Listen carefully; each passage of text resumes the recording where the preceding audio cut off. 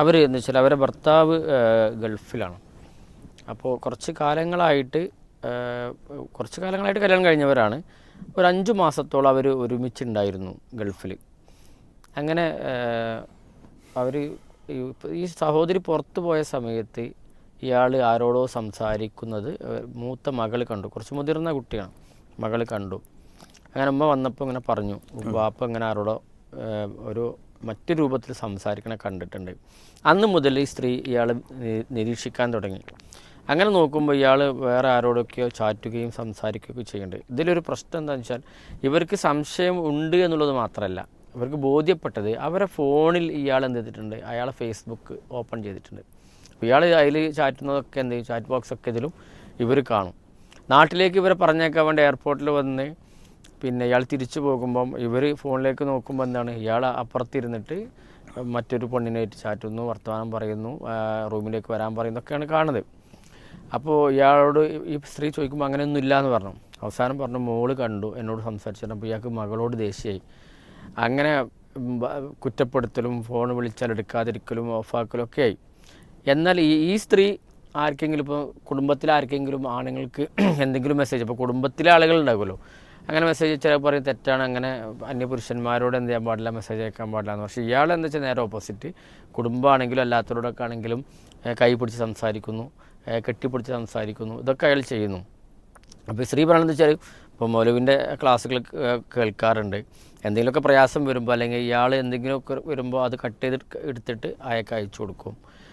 അതേസമയം ഇപ്പം സംശയിക്കാൻ പാടില്ല, മൗലവിൻ്റെ സ്പീച്ചിൽ അങ്ങനെ ഉണ്ടായിരുന്നു, വെറുതെ അകാരണമായി സംശയിക്കാൻ പാടില്ല പറഞ്ഞപ്പോൾ ഓക്കെ അത് വിട്ടു. പക്ഷേ എന്നിരുന്നാലും ഇതൊക്കെ ഇങ്ങനെ കാണുമ്പോൾ എന്താണ് വീണ്ടും വീണ്ടും അവർക്ക് ഇങ്ങനെ ഒരു ഇയാളിങ്ങനെ ചതിക്കുകയാണല്ലോ, വഞ്ചിക്കപ്പെടുകയാണല്ലോ എന്നുള്ള ആ ഒരു പ്രയാസം അവർ വല്ലാതെ അനുഭവിച്ചുകൊണ്ടിരിക്കുകയാണെന്നുള്ളതാണ് അവർ പറഞ്ഞിട്ടുള്ളത്. സത്യം പറയുകയാണെങ്കിൽ ഇപ്പോൾ ഇത്തരം കേസുകൾ കൂടുതലായി ചർച്ച ചെയ്യാൻ തന്നെ നമ്മളെ സംബന്ധിച്ചിടത്തോളം ഒരു പ്രയാസമാണ്. കാരണം പൊതുവെ ആളുകൾ തെറ്റിദ്ധരിക്കുക ഇങ്ങനെ തന്നെയാണല്ലോ നാടൊട്ടുക്കും, എല്ലാവരും ഇങ്ങനെ അവിഹിതങ്ങളിലും വേണ്ടാത്തരങ്ങളിലുമാണല്ലോ എന്ന ഒരു തിന്മയെ നിസ്സാരവലിക്കുന്ന നോർമലൈസ് ചെയ്യുന്ന ഒരു അവസ്ഥയിലേക്ക് വരുമെന്ന് വിചാരിച്ച് പൊതുവെ ഇത്തരം ചോദ്യങ്ങളെ തന്നെ നമ്മൾ, പക്ഷേ ഒരു സ്ത്രീയെ സംബന്ധിച്ചിടത്തോളം അവർക്ക് പറയാനുള്ള പരാതികളിൽ ഏറ്റവും വലിയ പരാതി എന്ന് പറഞ്ഞാൽ എന്താണ്, ഈ വേറെന്തോ ഒരു സഹിക്കും, ഭർത്താവിൻ്റെ ഭാഗത്തു നിന്നുള്ളൊരു അവിഹിതം സഹിക്കുക എന്നുള്ളത് പലപ്പോഴും അവർക്ക് എന്തല്ല സാധ്യമല്ലാത്തൊരു കാര്യമാണ്. അതുകൊണ്ടാണ് അവരത് ആവർത്തിച്ച് പറയുന്നത്. അപ്പോൾ നമുക്ക് അത്തരം ചോദ്യങ്ങൾ അങ്ങനെ അവഗണിച്ച് മുന്നോട്ട് പോകാൻ എന്ത് ചെയ്യില്ല, കഴിയില്ല.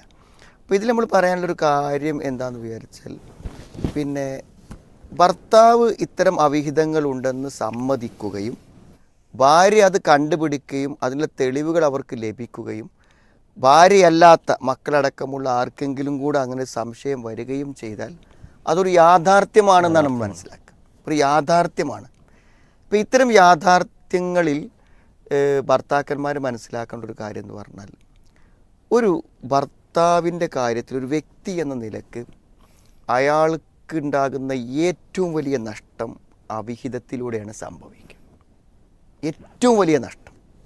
ആ നഷ്ടം നമുക്കിങ്ങനെ ഇരുന്ന് എണ്ണിയാൽ തീരാത്ത നഷ്ടമാണ്.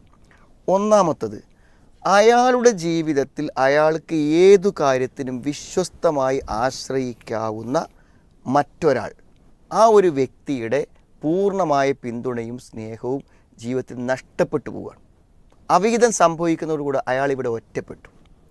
നമുക്ക് വിവാഹിതർക്കെല്ലാം ഒരാളുണ്ട്, ഭാര്യയ്ക്ക് ഭർത്താവുണ്ട്. ജീവിതത്തിൽ ഏത് സന്ദർഭത്തിലും ഒരുപക്ഷെ നമ്മളൊരു ക്യാൻസർ ഹോസ്പിറ്റലിലോ മെഡിക്കൽ കോളേജിലോ കിടക്കുകയാണെങ്കിൽ എല്ലാ ആളുകളും വിവരം അന്വേഷിച്ച് പോയാലും അവിടെ നിൽക്കുന്ന ഒരാളുണ്ടായിരിക്കും.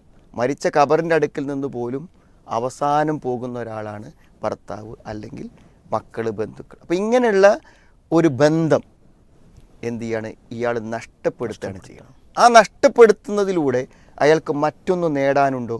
ഇല്ല.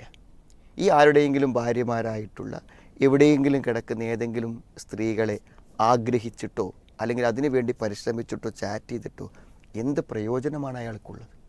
അപ്പോൾ എത്ര വലിയ നഷ്ടമാണ്. പിന്നെ മറ്റൊന്ന്, വിശ്വാസം. അവിടെ വിശ്വാസം നഷ്ടപ്പെട്ടു പോവുകയാണ്. കാരണം ഭാര്യയ്ക്ക് പിന്നെ വിശ്വാസം ഉണ്ടാവില്ലല്ലോ. പിന്നെ മക്കൾക്കൊരു പിതാവില്ലാതാവുകയാണ്. കാരണം നമ്മുടെ വാപ്പ ഇങ്ങനത്തെ ഒരാളാണെന്ന് മനസ്സിലാക്കുന്നതോടുകൂടെ അതോടുകൂടെ എന്ത് ചെയ്യും, ആ വാപ്പയെ എങ്ങനെ റെസ്പെക്റ്റ് ചെയ്യാൻ കഴിയും? അപ്പം അയാൾ മക്കളെ ഇത്രമാത്രമൊക്കെ പോറ്റി വളർത്തിയിട്ട് അവർക്ക് വേണ്ടി ഇത്രയൊക്കെ എക്സ്പെൻസ് ചിലവഴിച്ചിട്ട് അയാൾക്ക് എന്ത് ചെയ്യാണ്, സത്യത്തിൽ ഒരു പിതാവ് എന്നുള്ള സ്ഥാനം അയാൾക്ക് എന്ത് ചെയ്യാണ്, നഷ്ടപ്പെട്ടു പോവുകയാണ്. അതിലേറെ നഷ്ടമാണ് മനസ്സാക്ഷി. അതായത് ഇത്രയും ഒരു വൃത്തികെട്ടവനാണല്ലോ ഞാൻ. കാരണം അയാൾ അറിയുന്ന ഏതൊരു വ്യക്തിയും ഇദ്ദേഹത്തിന് ഇങ്ങനെ ഒരു സ്വഭാവം ഉണ്ട് എന്ന് അറിഞ്ഞാൽ അതോടുകൂടെ എന്ത് ചെയ്യും, അയാളെ പറ്റിയുള്ള എല്ലാ മതിപ്പും പോകും. അയാൾ മരിച്ചതുപോലെയാണ്. പിന്നെ ഒരു ശരീരം ഇവിടെ ഉണ്ട് എന്നല്ലാതെ ഒരു മനുഷ്യൻ എന്ന നിലക്കുള്ള ഒരു മാനുഷികതയോ വ്യക്തിത്വമോ മാന്യതയോ അയാൾക്ക് ഇല്ലാതാവുകയാണ്. അപ്പോൾ ഇങ്ങനെയുള്ള എത്രയോ നഷ്ടം. പിന്നെ ഇതെന്ത് ചെയ്യും, ഇത് വേറൊരാൾ അറിയുന്നൊരു സാഹചര്യം ഉണ്ടാവുക. ഒരു പക്ഷേ ഭാര്യമാർ ആത്മഹത്യ ചെയ്യും.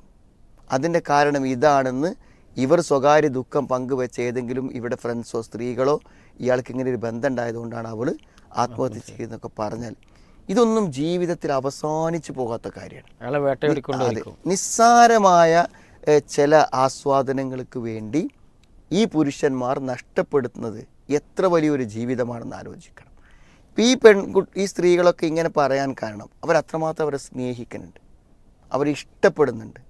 അതുകൊണ്ട് തന്നെ അവർക്ക് സംഭവിക്കുന്ന ഈ ഒരു അബദ്ധസഞ്ചാരം അവർക്ക് അത്രമാത്രം വേദനാജനകമായതുകൊണ്ടാണ് അവരിതൊക്കെ ഇവിടെ വന്ന് പറയുന്നത്. അതുകൊണ്ട് ഈ ഒരു തിരിച്ചറിവില്ലാത്ത പുരുഷന്മാർക്കൊക്കെ സംഭവിക്കുന്ന നഷ്ടം ഇഹലോകത്തും പരലോകത്തും കണക്കില്ലാത്തതാണെന്ന് അവർക്ക് പറഞ്ഞു കൊടുക്കല്ലാതെ നമ്മുടെ മുന്നിൽ വേറെ നിവർത്തില്ല. കാരണം പല സ്ത്രീകളും ഇതൊക്കെ അവരോട് പറഞ്ഞിട്ടും പ്രതികരിച്ചിട്ടും കണ്ടുപിടിച്ചിട്ടും. ഇപ്പോൾ കുട്ടി അത് കണ്ടു, അതിന് കുട്ടിനോട് ദേഷ്യപ്പെടും. പൊതുവേ സ്ത്രീകൾ ശ്രദ്ധിക്കേണ്ട കാര്യമാണെന്ത്, നമുക്ക് ഇത്തരം കാര്യങ്ങൾക്ക് കുട്ടികളെ സാക്ഷിയാക്കുമ്പോൾ സ്വാഭാവികമായ കുട്ടികളത് അറിഞ്ഞു പോയത് കുട്ടിയുടെ അത് അയാളുടെ കുറ്റാണ്, ഒരിക്കലും ഈ സ്ത്രീ നോക്കാൻ വേണ്ടി പറഞ്ഞിട്ടല്ല. പക്ഷേ ഈ അറിഞ്ഞു പോയുമ്പോൾ സ്വാഭാവികമായിട്ടും അവർ പറഞ്ഞു എന്ന് ഭർത്താക്കന്മാർ പറയുമ്പോൾ ആ കുട്ടികളുമായുള്ള ബന്ധം എന്നേക്കുമായി അവസാനിച്ച് പോകുന്നൊരു ഘട്ടമുണ്ട്. അതുകൊണ്ട് ഇത്തരം വിഷയങ്ങളൊക്കെ അറിഞ്ഞാൽ കൈകാര്യം ചെയ്യുന്നിടത്തും ചില സൂക്ഷ്മതകൾ പാലിക്കേണ്ടതുണ്ട്. പിന്നെ ഇപ്പോൾ ഈ കുട്ടികൾക്ക് ഇപ്പോൾ ഇങ്ങനെ ഒരു അവിഹിതത്തിൽ സംഭവിച്ചാൽ തന്നെ അപ്പോൾ അവനെ മക്കൾക്കൊരു നല്ല വിവാഹ ജീവിതം ഉണ്ടാവില്ല. അതൊക്കെ പ്രശ്നമാണ്. അത് നഷ്ടങ്ങളേ ഉള്ളൂ. അതെ, എല്ലാം എണ്ണിയാ തീരാത്ത നഷ്ടങ്ങളാണ്. ഒരു വലിയ തിരിച്ചറിവ് ശരിക്ക് നമുക്കുണ്ടാകണം. ഒരു നിസ്സാരമായ സുഖത്തിന് വേണ്ടി പോകുമ്പോൾ എല്ലാവരും ചിന്തിക്കേണ്ട ഒരു കാര്യമാണ്. ഇതിൽ സാധാരണ നമ്മൾ പറയണതാണ്, മൗലവി പറഞ്ഞ പോലെ വിഹിതങ്ങൾ നമ്മൾ പിന്നെ നോർമലൈസ് ചെയ്യേണ്ടതിൻ്റെ നിലക്കാണ്. പക്ഷേ ഈ സ്ത്രീ പലപ്പോഴും ഈ ചോദ്യങ്ങൾ ആവർത്തിച്ച് ചോദിച്ചുകൊണ്ടാണ് നമ്മൾ ഇത് ഒന്ന് ചോദിച്ചത്. ഇൻഷാ അല്ലാഹ്. അപ്പോൾ എല്ലാവരും ആ കാര്യത്തിലും ശ്രദ്ധിക്കുക.